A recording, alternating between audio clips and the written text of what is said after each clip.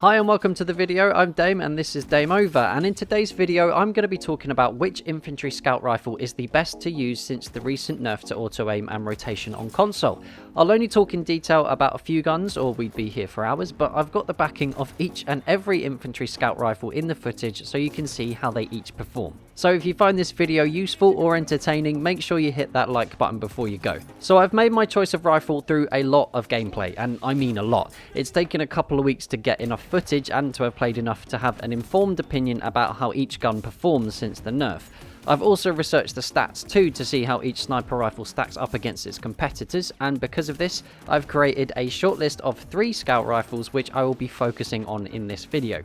My final choice is a balance of a few main factors amongst many others that I've taken into account too, but I've aimed to pick the rifle that is first of all the most versatile, as being an infantry scout rifle you'll want a high potency at lots of different ranges, secondly the rifle that's easiest to use, and lastly the gun which is the hardest to fight against.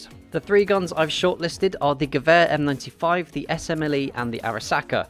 As you probably guessed, I've chosen these 3 in particular because of their efficacy at closer ranges. Each one has a one-shot sweet spot that sits within 100 meters aside from the Gewehr M95, which doesn't have one at all, but the M95 has the fastest fire rate of the 3 I've shortlisted, being beaten by only a few of the rifles in the scout class, most notably the Carcano. You might be asking why I chose the M95 over the Carcano, and it's simply because of the extra potential damage per shot you get with the M95.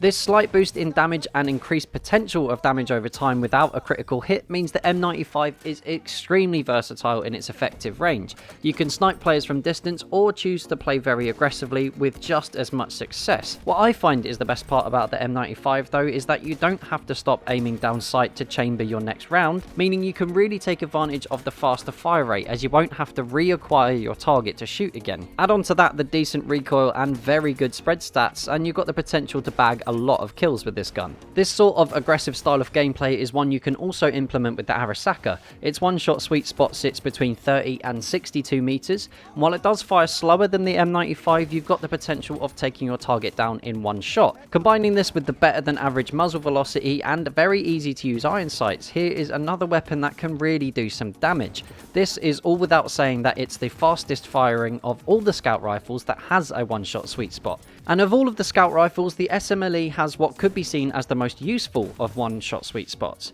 It's far enough away to reduce potential damage you might take yourself from other players, and yet still close enough that using the infantry variant doesn't hamper the ease of use either. If you can measure the distance correctly, then the SMLE can be incredibly difficult to fight against. Again, headshots are an outright kill at any range too, so you can still counter-snipe anyone hanging out at the back of the map, and with good positioning you can fairly easily control a section of the map. The SMLE also has the standard damage stats of between 100 and 80, with average stats for recoil and spread, but the game changer with the SMLE is the 10 rounds per full reload available to you. This compensates for the rate of fire sitting towards the low end, as you can keep laying down fire without needing an extended break to reload. So, what is my final choice? Well, for me, it's the SMLE.